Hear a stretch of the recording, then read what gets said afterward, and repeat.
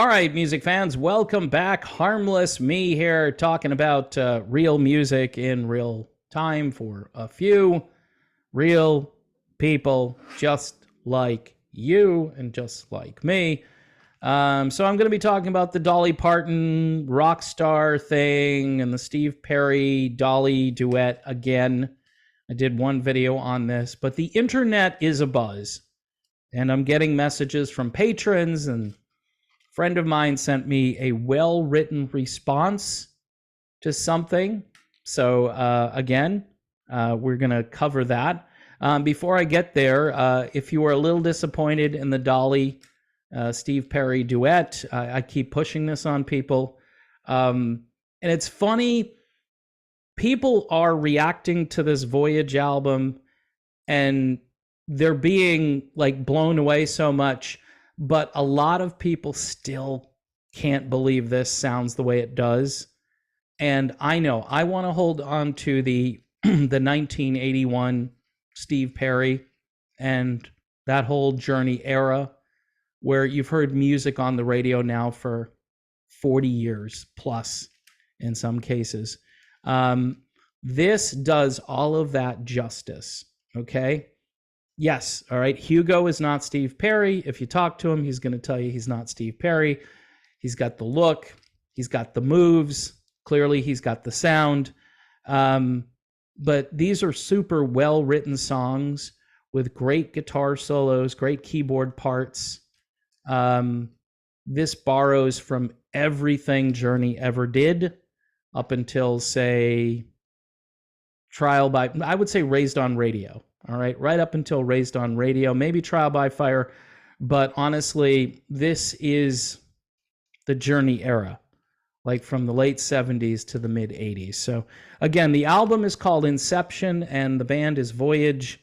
They are a Journey tribute band in addition to now recording original music. Now, a friend of mine wrote an interesting response to somebody apparently either, I don't know if they're on YouTube or they're on Facebook or wherever. And I don't spend a lot of time, believe it or not, on either one of those things, even though I basically work for YouTube. I am not sitting here watching videos all day. People send me links and I just don't have the time to consume them. Sometimes I'll watch them. Sometimes stuff will get in my feed and I will take a look at it. But I think my friend here has written a really good response to the whole Dolly Parton, Steve Perry partial duet. Okay, I don't even know if I'd call this a duet, but I guess it is. It's close to a duet. It's mostly Dolly Parton with a little bit of Steve Perry added. Okay, so before I get there, though, you know, I walk into Cracker Barrel this morning, and lo and behold, there's this big display, Dolly Parton, all of the rock star paraphernalia, including the album, right, on CD. And it's $19.99 on CD. I'm just like, wow. Cracker Barrel prices for the Rockstar album. And of course, you know, if you're familiar with that restaurant, that they tend to play country music and more classic-oriented country music in there. So I was hoping to hear, you know, some Jolene or something, but I didn't hear any of that. I was waiting to hear, like, We Will Rock You or something. All the media about this has been so positive and upbeat. And one of the headlines here, check this out. Dolly Parton kickstarts rock star era, joins forces with iconic artists. So Dolly Parton is the person who's kickstarting the rock era, according to this headline. Now, let me ask a question. Are rock radio stations going to be playing any of these songs, any of the Dolly versions of these iconic songs? And then she's got some original music here. I mean, this guest list it's pretty impressive. I don't know what to say. Sting, Kid Rock, Steven Tyler, Stevie Nicks, Joan Jett, and the Blackhearts, Chris Stapleton, Miley Cyrus, Pink, Brandi Carlile, Elton John, Melissa Etheridge, Lizzo, Linda Perry, Sheryl Crow, Emmylou Harris, Paul McCartney and Ringo Starr, Leonard Skinner, including vocals from the late Ronnie Van Zant, which I think is completely inappropriate for this project. But Dolly asked for it, and Ronnie's widow said, yep, go ahead, you can use it. So this is a 30-track album, and this was after she got inducted into the Rock and Roll Hall of Fame. Keep in mind, she didn't want to be inducted into the Hall of Fame. She told them, please take my name out of consideration. I don't think I'm a rock star. So somebody got to her, probably her manager, and said, no, use this. Use this. You know, you can springboard off of this.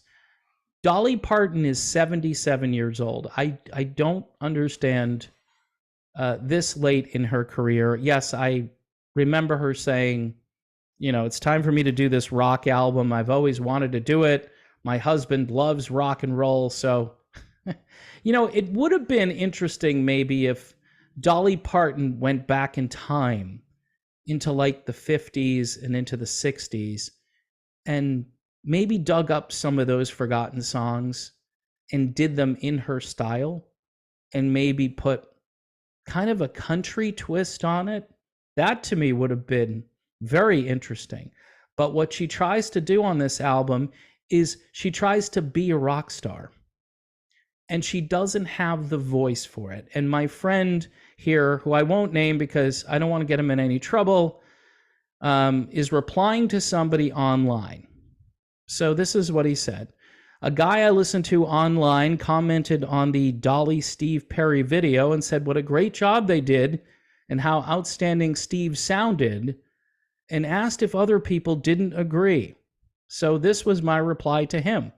Now, before I get to the reply, which is excellent, I'm just wondering, isn't it easier overall to do media, to do a channel where you're just constantly positive, where, yes, I really love whatever you're doing. I love it.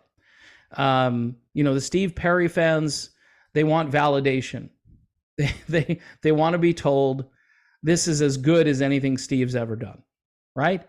And I push back. I listen because that's what I do. A long time ago, I said to everybody, you know, I kind of use my ears and then I make a judgment based on what I'm hearing. It's pretty simple stuff, observing, hearing, whatever.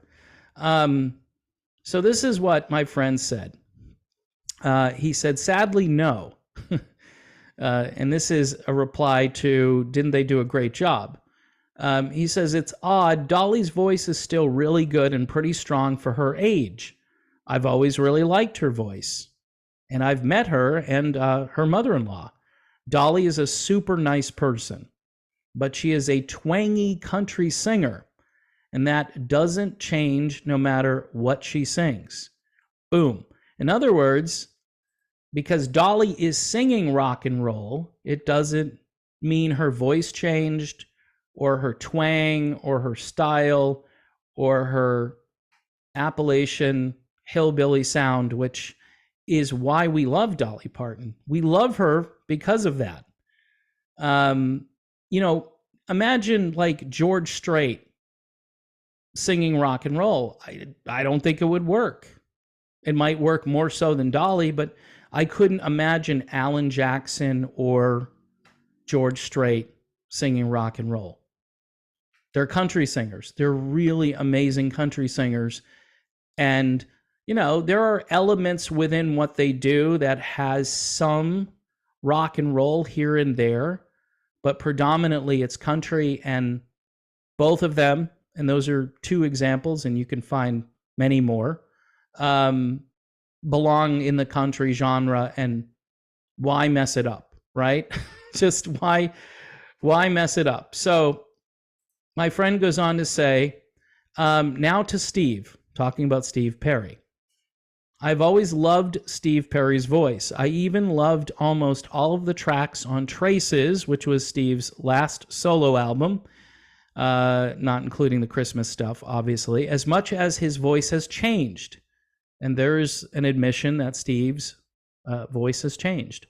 But his voice sounds weak and rough and doesn't mix well here. Dolly is 3 years older than Steve, and her voice is holding up much better. I don't hate it. I just don't care for it. Again, Dolly is a super nice person and a super good singer, but she has no place in the Rock and Roll Hall of Fame, and she has no business trying to sing rock music. Now, Open Arms is a ballad and not really a rock song. It's another issue. But the singing and the musicianship on the original makes this version so pale in comparison, it's not funny. I also loved Neil Sean's guitar playing on the original. And that's it. My friend ends it there. We forgot about Neil Sean, right? Neil Sean was very important to the original. I wonder if Neil was asked to contribute. And maybe Steve would have said no if Dolly was going to utilize Neil. You just don't know. I mean, maybe Neil's not a big enough household name compared to Steve Perry. In my book, he is. But, you know, there are a lot of people that have issues with Neil. There are people that have probably some issues with Steve, right? People on the inside of the industry. Steve Perry walked away a couple of times, and there are a lot of people that are like, why'd you do that, dude? And he had good reason to do it, but, some people haven't forgotten, and some people haven't forgiven him.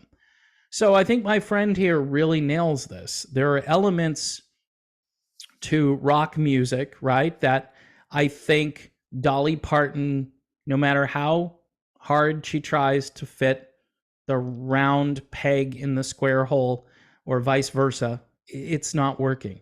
All right. The media attention on this has been amazing. She's going to revive the genre. Dolly Parton, she's going to do it. 77-year-old country singer. She's going to be in charge of putting Humpty Dumpty back together again. No, no. There's music out there like this, okay? And I showcase stuff all the time, all right? And there's so much of it out there. There's this great band, Southern rock band called Blackberry Smoke that is putting out new stuff in the last month or so, or a few weeks. Phenomenal band. Phenomenal. Nobody's talking about it. Nobody's playing it on mainstream radio. It never makes the news on these classic rock websites. Blackberry Smoke, Southern rock, But, Dolly Parton singing Freebird, that's going to make headlines. I don't completely understand this. Look, again, like my friend here says, I'm not knocking Dolly Parton as a person. I'm not knocking her as a singer. She's a great singer. She doesn't have anything to prove to anybody, so I don't know why she had to do this rock album, but she did. And I think it was smart for her, and for everybody who's out there saying, it's great, I love it, it's the greatest thing I've ever heard, or man, do they do a great job. I just disagree. Look, music is subjective. You have the right to your opinion about it. You may think, hey, maybe not as good as the original, but man, is that good. I'm glad that these two voices got together. I think it's kind of like oil and water, and my friend touched on it. Now, I don't think Steve's voice is weak per se, but I think the way they arranged this makes it that way. I think Steve Perry can sing full strength. I think he could still belt out a few lines.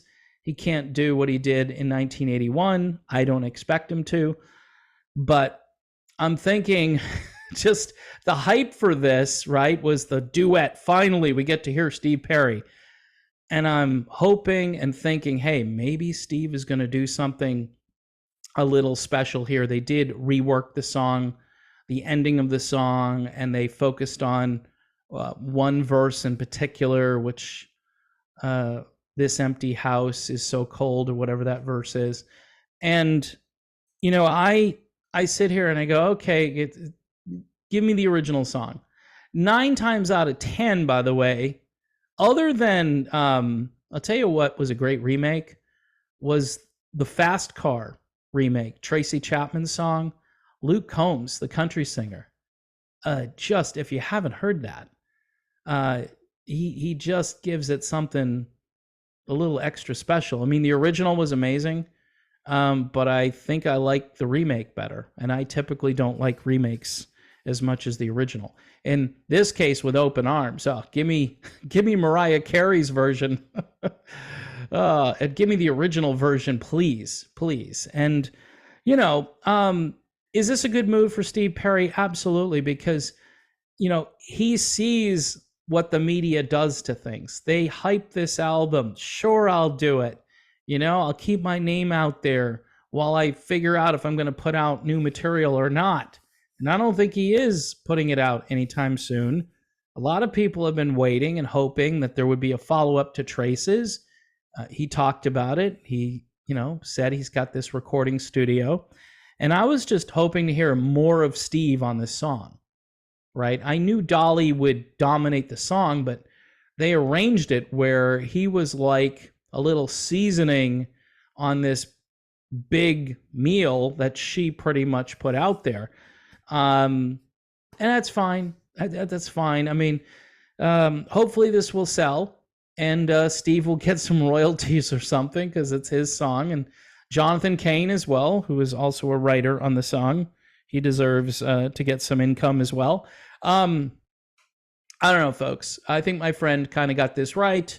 I think if you were expecting more out of this, you might have been disappointed. I kind of thought this would be what it turned out to be, but I thought Steve would have more of a vocal part literally in the song. It's not a traditional duet. It's not Endless Love, okay? It isn't.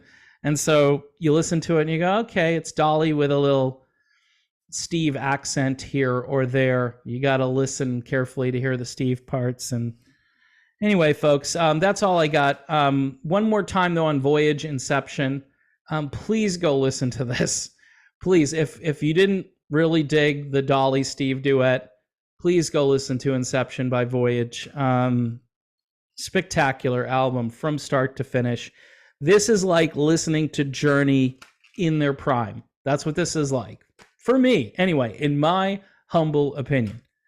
All right. So there you have it, folks. Also, if you can support the channel, I'm kind of out here on my own now. The algorithm, not happy with me. And I'm not even, this is controversial, but not compared to some of the things that I've been speaking about over the last couple of years. When the world went mad back in 2020 and 2021, I was kind of freaking out. So I sort of said, look, I'm going to talk about different things. That didn't help me, okay? Now, again, if I did happy videos and said Steve Perry and Dolly Parton, greatest thing you've ever heard, right? The algorithm would love me. And then all of the fans who are unconditional fans who, I don't know, I'm not going to say they've got issues or anything like that, because, again, music is very subjective. But the point I'm trying to make here is I could do the happy-go-lucky positive channel. I tend to be critical of things, and that doesn't help me. So in any event, I appreciate all the patrons who have stuck by me, who have kept this going, because certainly my boss isn't exactly paying me the way they used to, and I'm just being honest. So if you can help out, a couple of bucks a month, YouTube membership here or there would help. I'm thankful. And as we get into Thanksgiving week, yes, I'm very thankful. And hopefully I'll have some higher quality content than this. I want to thank my friend who wrote this. I can't say his name. I don't want to get him in trouble, but he's very smart when it comes to music. And certainly I agree with everything he said in this little reply that he made. All right, folks, that's the video. See you soon.